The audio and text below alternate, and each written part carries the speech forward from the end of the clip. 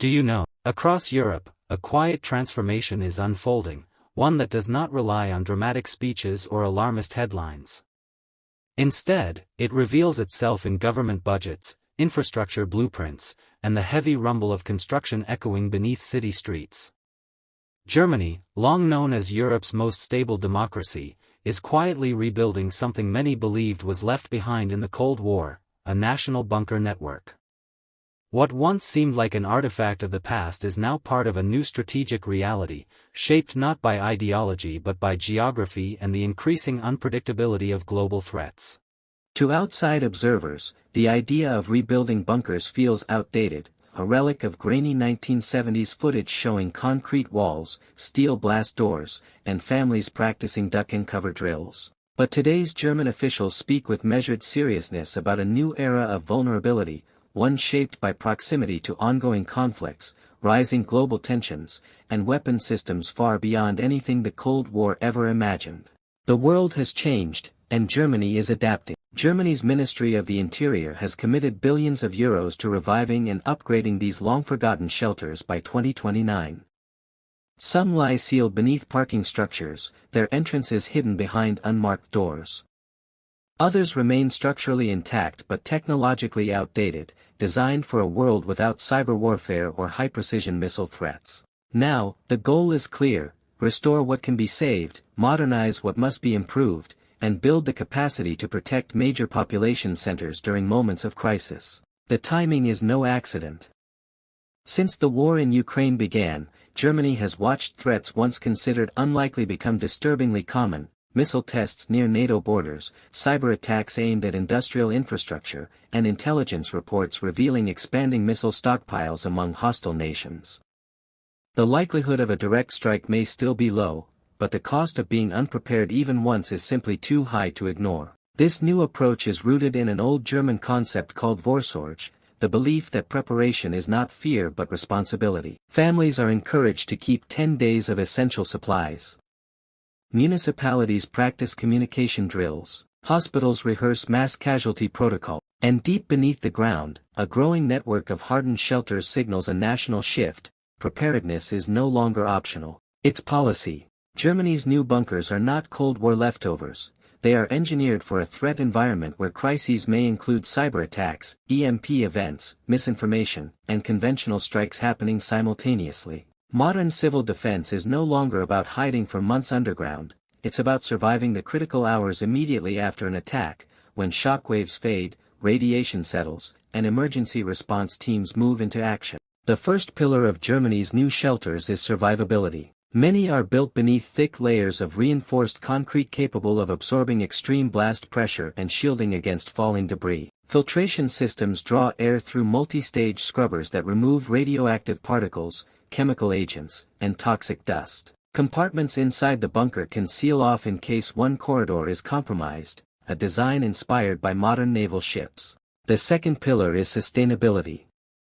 Each shelter includes backup power generators, independent water reserves, compact medical stations, and long shelf-life emergency rations. Families can remain underground for up to 48 hours without outside assistance.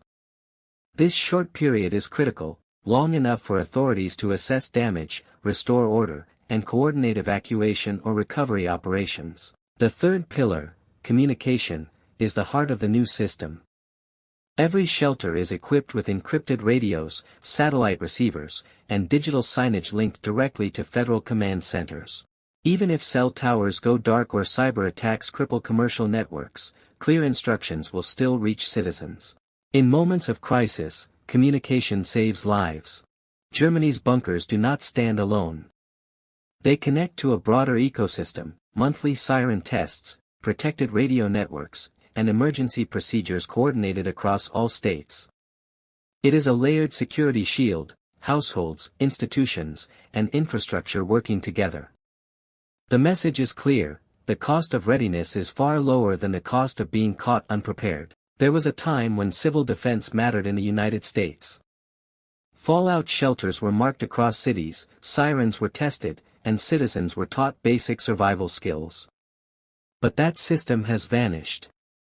Today, despite having one of the most advanced militaries in the world, America has almost no civilian protection network. Instead of a unified national system, the U.S. relies on a patchwork of state and local agencies. Emergency managers focus on hurricanes, floods, and wildfires, not on nuclear threats, cyber sabotage, or large-scale national emergencies. FEMA excels at disaster relief but does not maintain public shelters or run national drills. Preparedness varies wildly from one region to another.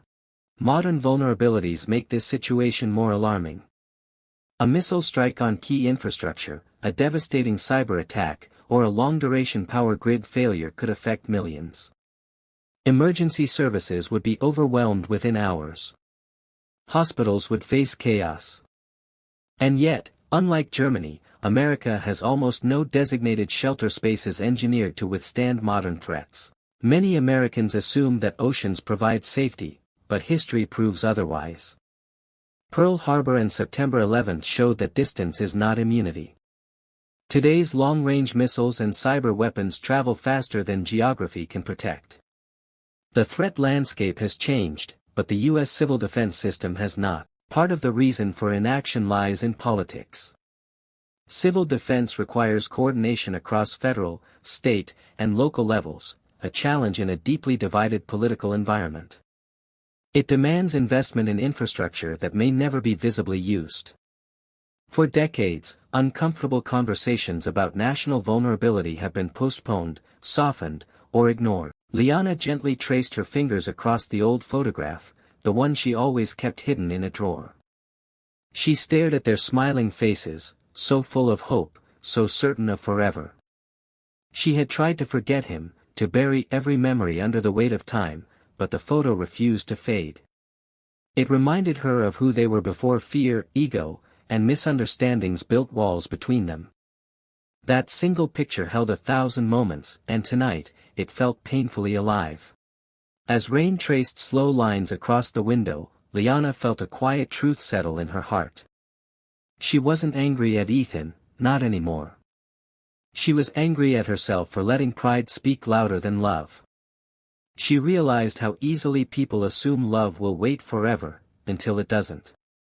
That night, staring at her reflection, she finally understood that some distances aren't created by fate, they're created by silence. Ethan stared at the long message he had typed, words he had wanted to say for months. He read it again and again, but every time his thumb hovered over the send button, fear whispered, "What if she's moved on?" He had lost her once because he didn't speak his heart. He didn't want to lose her again, but the truth was, he no longer knew if he had a place in her world. So he locked his phone, letting the unsent message fade into darkness, just like he once faded from her life. They hadn't planned it. They weren't ready for it. But fate doesn't wait for perfect timing. When their eyes met on that quiet evening street, the world seemed to pause. For a moment, neither spoke. So much had changed, yet something familiar flickered between them. A memory, a heartbeat, a silent question, were they truly over, or had love been waiting for this moment to breathe again? Liana was the first to speak. A small, gentle hi slipped from her lips, simple, but filled with a year's worth of unspoken feelings.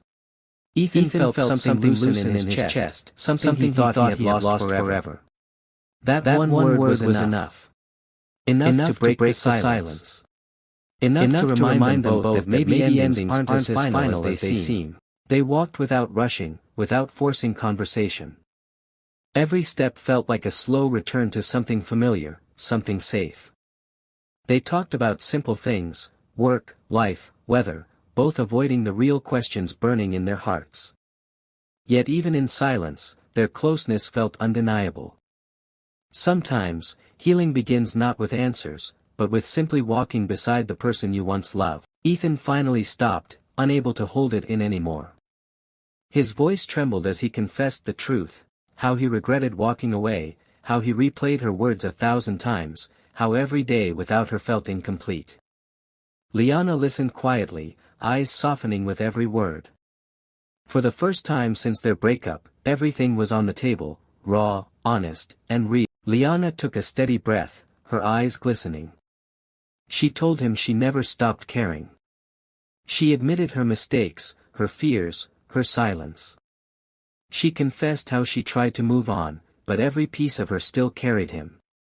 Her voice shook, not from uncertainty, but from finally letting her heart speak after a year of holding everything inside. For a moment, they simply stood there, two people who had been broken by the past, yet still drawn to each other by something stronger than pain. Then Ethan extended his hand, unsure but hopeful. Liana hesitated, and then intertwined her fingers with his. That single touch felt like forgiveness, like healing, like a new beginning wrapped in the memories of an old love. And in that small, fragile moment, they found their way back to each other. Hand in hand, they walked without planning where to go. There was no rush, no expectations, only the quiet comfort of being close again. The world around them felt softer, almost as if the city itself welcomed their reunion. After months of distance, this simple walk felt like the healing they both needed. It wasn't dramatic, it wasn't perfect. But it was real, and sometimes real is enough. They finally sat down, and for the first time in a year, they talked about the things they had run from. The misunderstandings. The unspoken fears. The nights they missed each other but said nothing. It wasn't easy, some truths hurt more when spoken aloud. But every word brought them closer, peeling away the layers that once pushed them apart. Tonight, they chose honesty over pride. Forgiveness didn't come in a big moment. It came quietly, in the gentle way Liana held his hand, and the soft way Ethan looked at her, like she was someone he never wanted to lose again. They both knew the past couldn't be erased, but it could be understood. And in understanding, they found the courage to let the hurt go. Neither of them made a dramatic promise. There were no grand declarations or speeches. Instead, their smiles carried a quiet vow, one that needed no words. A promise to try again. To listen. To not let fear speak louder than love. Some promises are better felt than spoken, and tonight, they felt everything. Liana leaned her head on his shoulder, a gesture so simple, yet powerful enough to melt every wall Ethan had built around his heart. He closed his eyes for a moment, letting the warmth of her presence fill the emptiness he carried for so long. Love didn't return with fireworks. It returned softly, like a familiar melody they both remembered. As they stood together, watching the city lights shimmer in the distance, it felt as if the universe had quietly reset its rhythm. Their story hadn't been perfect, it had been messy, painful, and full of mistakes. But tonight, they weren't two broken hearts trying to move on. They were two people brave enough to try again. And sometimes, the most beautiful love stories aren't the ones that never break, but the ones that find their way back, stronger than before.